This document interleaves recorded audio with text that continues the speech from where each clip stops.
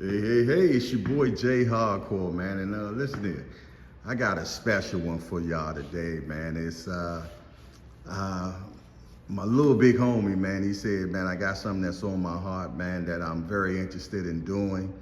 And I'm like, hey, you know me, I'm about it. And he said it's called Bigger Than Life, man, and Bigger Than Boxing. It's called Bigger Than Boxing.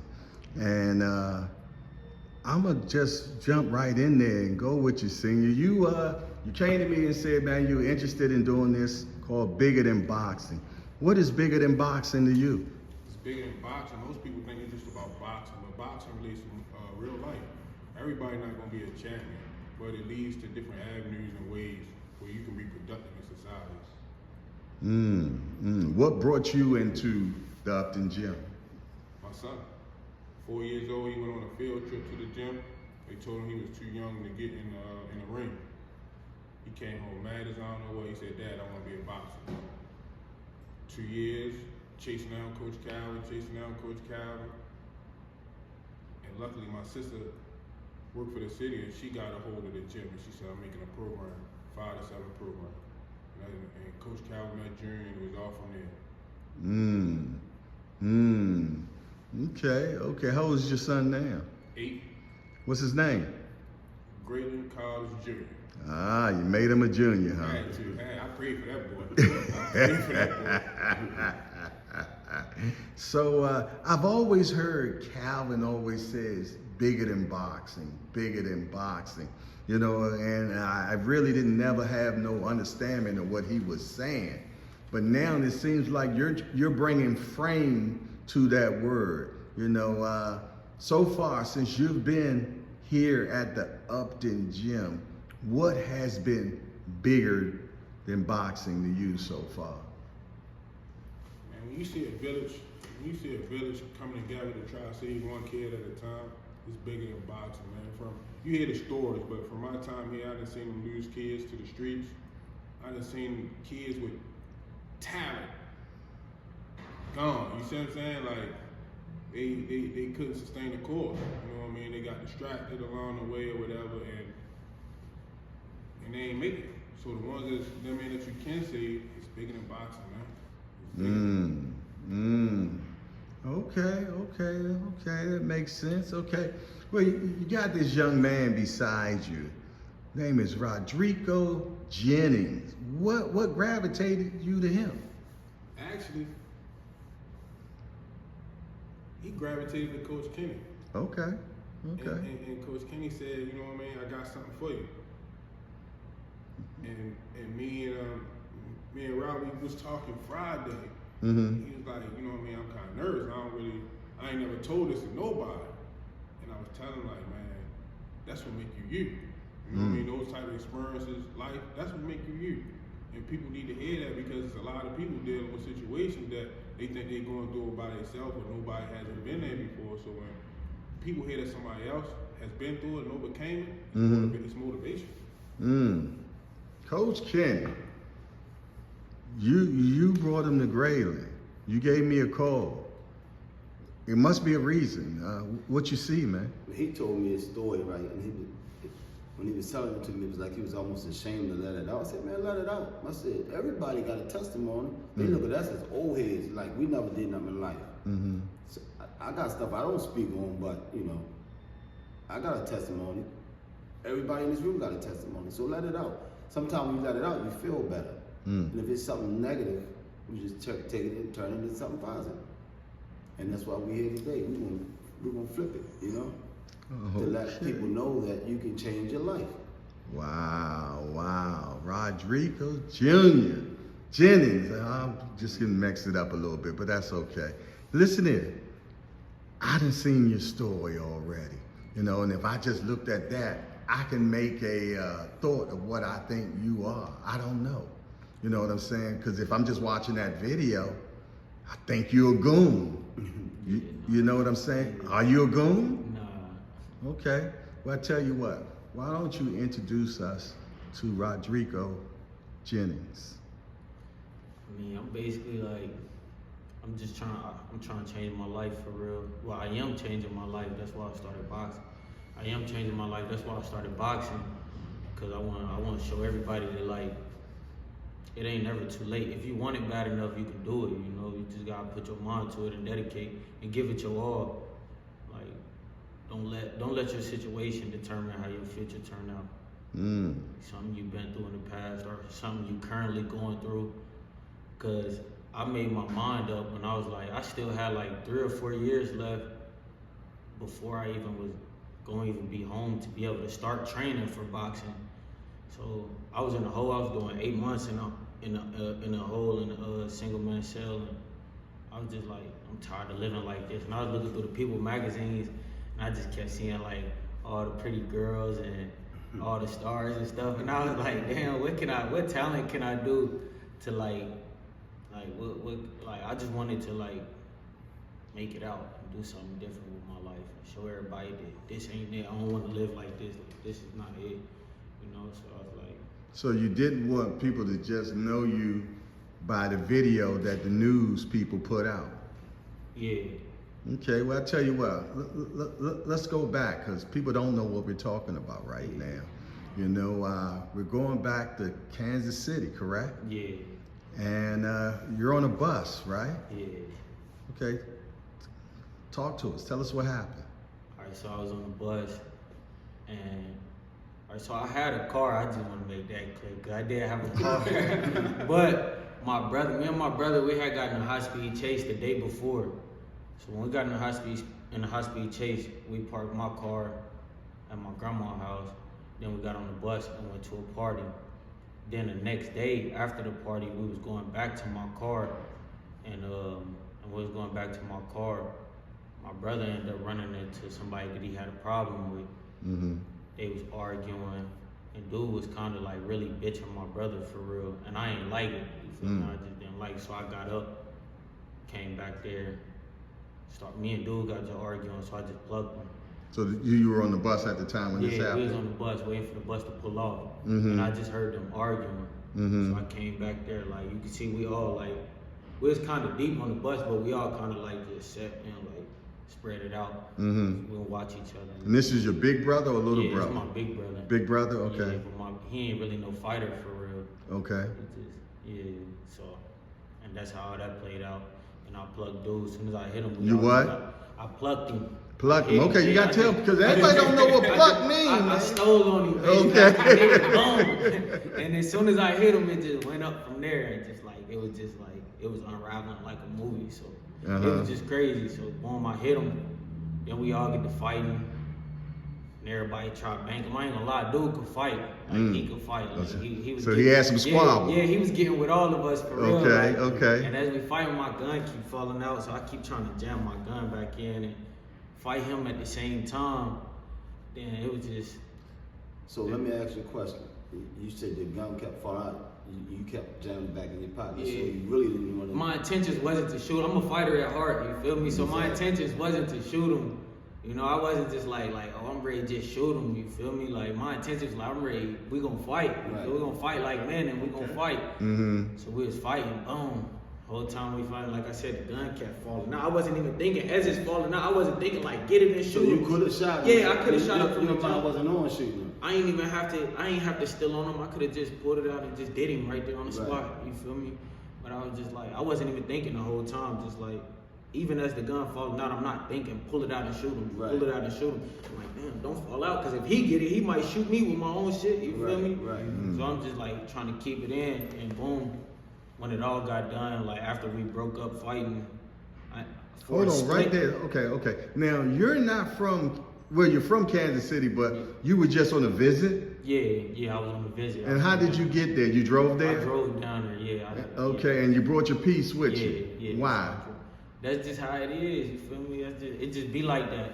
You just never know. You can pick it up, you can never put it down. Yeah, you just never know what's gonna turn out. Then I'm just like 16, you know, I'm on the road, I'm driving all the way from Baltimore all the way to Missouri, so. That's a long drive. I did that before. Exactly, so you just never know what's going, I could be trying to take a nap and some weirdo come up and try some weird shit, you never know, you might have to. So you're 16 years old, you have your own car. Did you have a job? Nah. How you get a car? Cause I got hit by a car.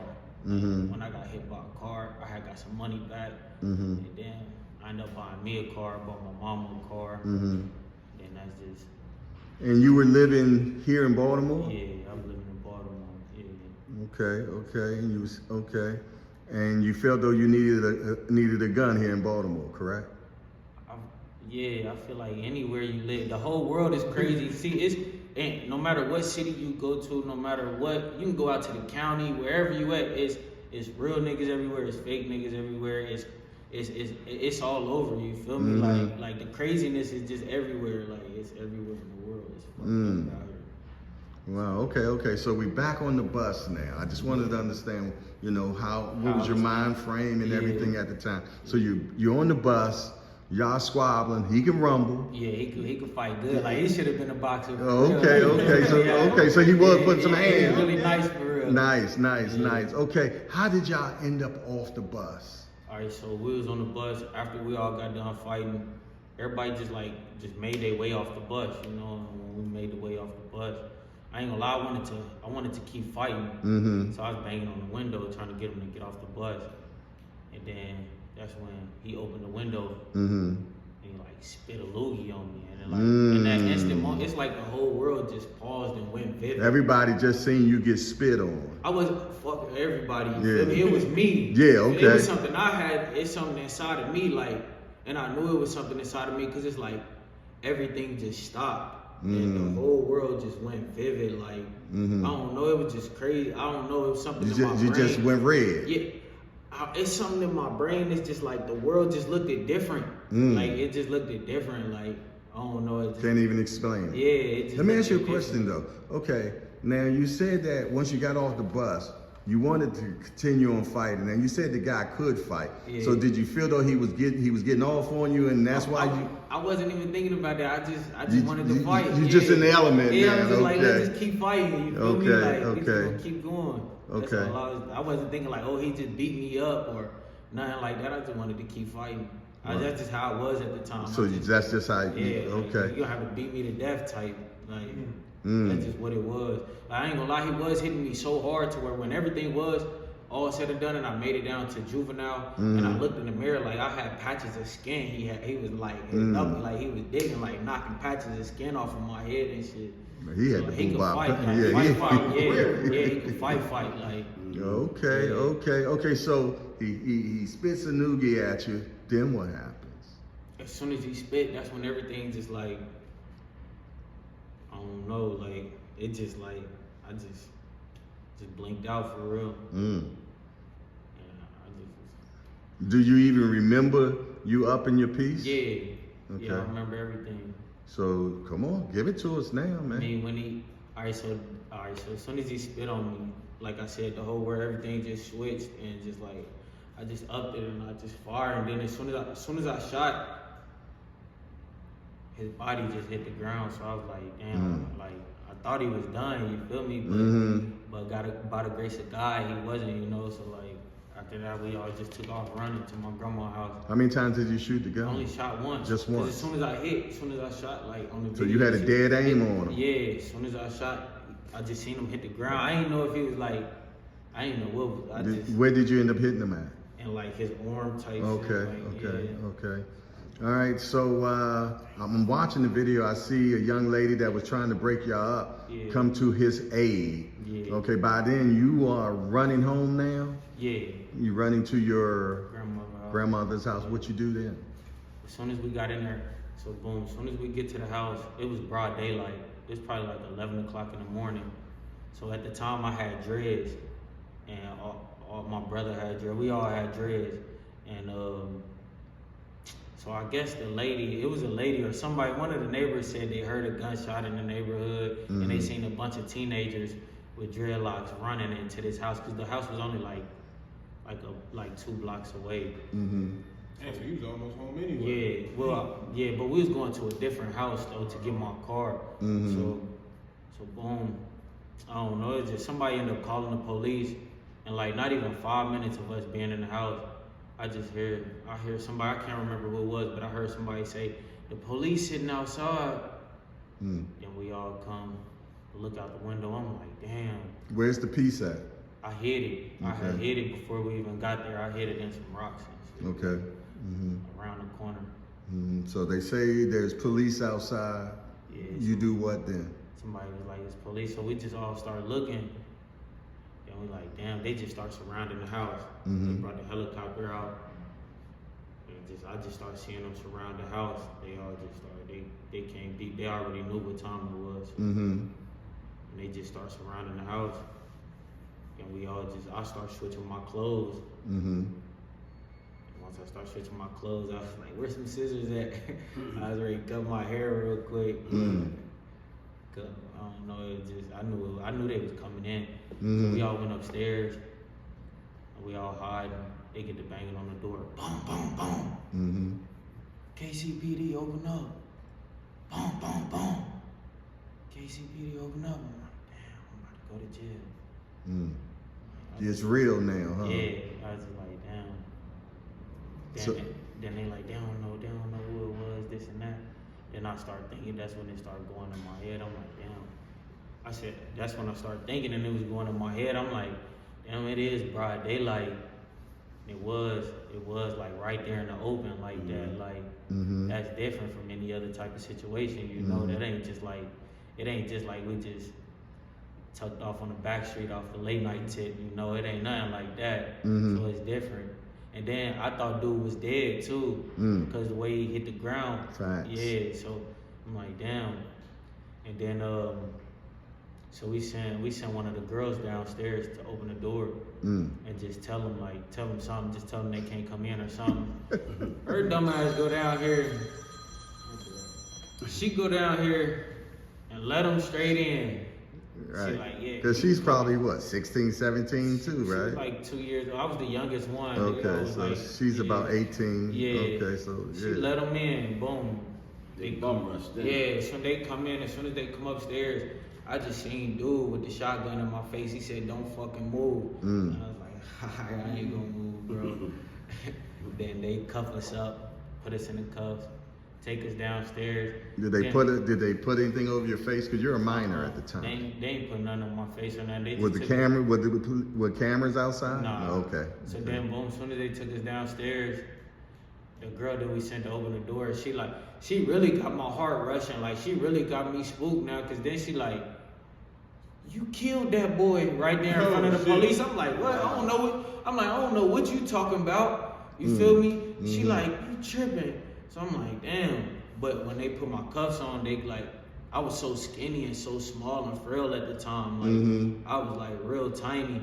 So when he put my cuffs on, it was kind of loose. You pulled them out. So yeah, when I got to the fence, we all just standing there, and they sitting right there talking. So I just like, I slipped my cuff, and I turned around and I hit the fence on them. I take off running. I'm trying to get across the field. It's a big ass field, so I'm like, damn, why did I go this way? So they just cars just start swarming all around the field. I'm like, man, I'm hit. Dude, run up, don't move, I'm gonna tase you. I'm like, all right, I ain't gonna move. And I just lay down. I just knew it was over with. Then they put me in the back of the paddy wagon. Damn, it's a wrap.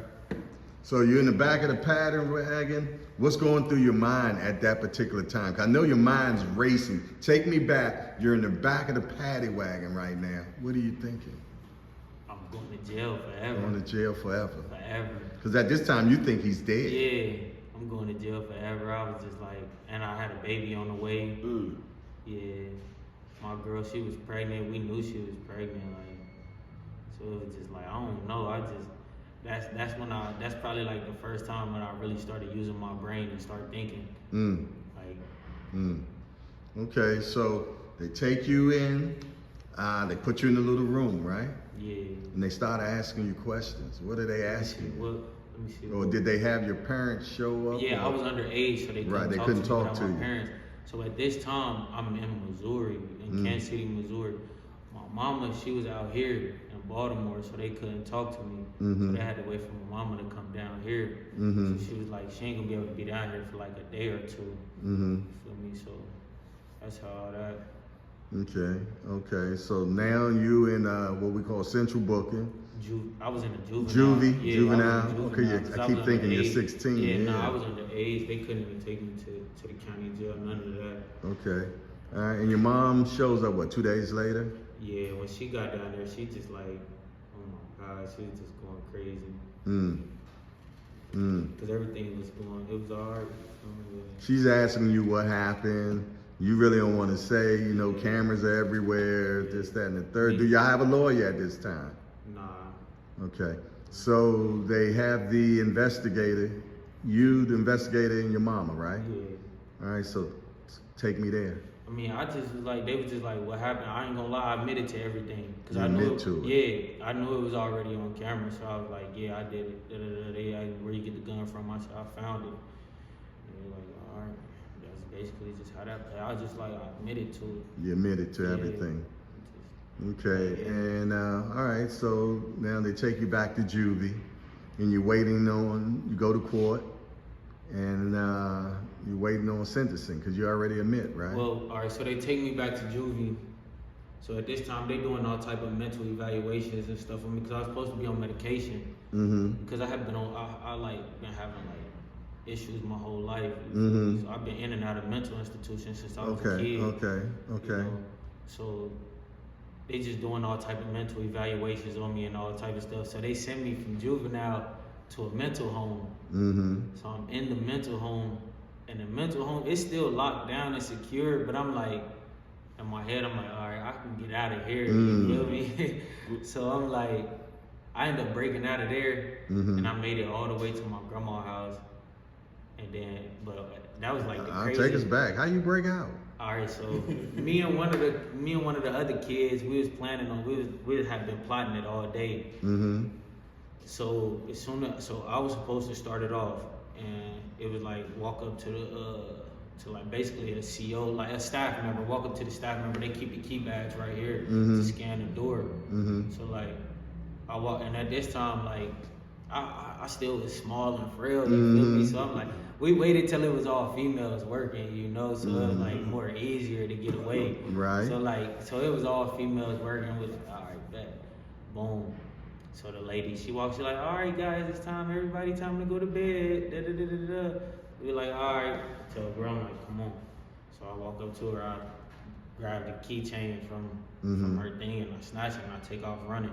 Then I jump over the little desk, and it's another lady. I ain't gonna lie, she was like a big football player. She was right there. I was like, I tried to juke her, then stiff arm her, and went around her, and then I hopped over the thing and scanned.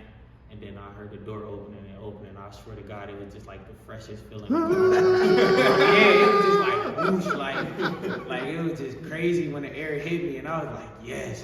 Then I looked behind me, and then dude was faking for real. He went to his room and laid down when he said it's time to lay down. So I was like, damn, it's only me, you feel me? So I was like, I just start tracking it out. I'm running and running and running and running. I'm just running. I'm asking people for rides, trying to get to my grandma's house. Everyone's looking at me like I'm crazy because I had on the gown. You know, they put you in the gown when you're in the mental home. So I'm like, fuck it, they ain't gonna get me. I just keep running. So I get to a store. I call my mama. My mama like, call your uncle. He gonna come get you. This and that. And I don't know. I was just running. Then I start seeing helicopters. As soon as I start seeing helicopters, I already knew what it was. I'm hearing sirens. I'm all in people's backyard hiding. So boom, my brain start like, I don't know, it just started going into survival mode. So I'm like, all right, boom, the helicopters, they got the heat sensors. So boom, I'm running through like woods and all type of shit. As soon as I get to like a gutter, it was like some dirty, like nasty, muddy water. I just jump in it, boom, spread the water all over me. I'm trying to get my body heat to like, I mean, how do you know this? I mean, I don't know. It's just my all type of you shit. know some Jason Bourne stuff at this point, man. So I'm like, boom, I jump in the gutter. I'm trying to get my body heat to drop so the helicopter can't see me. Now I'm knowing they getting closer because I keep hearing dogs. You feel me? They got the dogs out and everything. So I'm like, all right, if they bring the dogs out, I'm just start hitting fences. After I got out of the water, I just start hitting fences. Boom, hitting fences moving. I'm hiding under porches, all type of stuff. Like I'm just on the go. I'm just moving. Like I don't know. It was so fluently. Like, and then they, you know, the little socks they give you. So I'm running in socks through woods, train tracks, like all like it was just crazy. So once I seen my grandma's street, Mm-hmm. I was like, yeah, we lit now. I'm here now. So I get to her house, boom, I'm banging on the door. Open the door. Open the door, it's Bird. She opened the door, she like, what are you doing? What the fuck are you doing? I'm like, I don't want to be in jail. She like, what the fuck why would you break out of there? Like, Right. I'm like, Grandma, like, you don't understand. Like, she like, oh my gosh, she like, we gotta get you out of here, this and that, da-da-da-da. Boom, here come her husband. It's always them type, like, he like, oh, you need to go to jail now so you can get it out the way. You might as well get it out the way now instead of waiting and going on a run for the next 10 years and then waiting until you're older and then they'll be harsher on you because you're older and dumber. I'm not trying to hear none of that, you feel me? At all. I ain't trying to hear none of that. She like, go downstairs and change your clothes. So I get downstairs, I start changing my clothes out. And as soon as I start changing my clothes out, I hear him say, he downstairs. So I come upstairs and I look around the corner. As soon as I look, cop just sitting there, like, don't fucking move. I'm like, start taking off downstairs and I start trying to run outside. They already got the house surrounded. Yeah, they slammed me down, get me down. I'm just like, why would you call the police? Why would you call them? She's like, I just want you to get it out the way. I just want you to get it out the way. Like, just do what it takes. I'm like, why would you call them? My uncle was on his way to get me. But as they walking me outside, he just now pulling up. I'm like, you too late. Like 2 minutes earlier, I would have hopped in the car with him and would have ripped off. Like, and that's just how it all played out. And then I get back to juvenile. Everybody like, we heard about you, like, don't, You the like, man. yeah, it was just crazy. So boom, I get back in there. I'm looking around. The vents and stuff is like this, like kind of like this. I'm like, I'm ready to get out this bitch. I am not about to stay. You already thinking again. I'm not about to stay in jail. Like, so I'm sitting there analyzing the vents and stuff. So we go downstairs in a little, like the next day we go downstairs in a little rec unit. So I start like breaking the thing off of the vents and stuff like that just to use as tools to pop stuff open. Now I start using I start using the thing, so I start trying to pop the vents and stuff open, and the whole time that I'm in here, I'm just plotting on trying to get out, so it's gonna go through the vent system. And it was my homeboy that I had grew up with on the streets. He was across from me, and we would just like talk and pass each other the tools and shit. So we was both getting our vents off, and then like I swear to God, it was so crazy because like the night we was supposed to go through the vents, they called me. We was downstairs in the rec unit. They called me. They're like, Rodreko Jennings for release. I'm like, I'm getting released? I'm like, I'm going home? And they like, I guess. Everybody like, well, keep your head up, you beat that, da-da-da-da. I'm like, nah, something just didn't feel right. Something just didn't feel right. So I'm like, what the, like, in my head, I'm like, damn, I'm going home, like, but it ain't feel right. So as soon as I get to the front, I see a cop standing right there. They like, change your clothes out. So I changed my clothes out, and I'm like, I don't see my grandma. That's the only person that could be there to get me, you feel me? Right. So I don't see her. I just see the cop. Then they like, yeah, you've been certified as an adult, you coming with me. I'm like, what you mean? He like, you going to the county, like to the jail, like they call it the county jail. Like, you know how you call it the city jail, but it's called the county jail. Like, they like, you going to the jail, you going to jail, like adult jail. And I'm like, what you mean? Like, I'm going to adult jail. I'm like, damn. I'm like, and it was just like, wow. So you're about to go to adult jail now. And how old are you? I just turned 17. Turned 17. I was 16 when I caught the case, but they kept me in juvenile until I turned 17. And then when I turned 17, they certified me as an adult and sent me. What's going on in your mind at that time? I'm just like, I ain't gonna lie, I'm nervous. You feel me? I'm like, damn. What's the emotion? You're nervous? Are you scared? Yeah, I was scared for real. Like I was scared. I was nervous. Every emotion you could feel, I was feeling. You feel me? So like, I don't know, it was just crazy. At the same time, you saw you even shot the other dude. You saw you shot him by that time, but yeah. So by then I was, cause I was like, I had found out I was having a daughter, like the gender and all type of stuff of what I was having. Like when I first found out that I was having a daughter, I was in juvenile, and like when they told me, like the caseworker came in and they were like, we got good news for you. I'm like, what? They're like, so the gender of your child is gonna be a girl.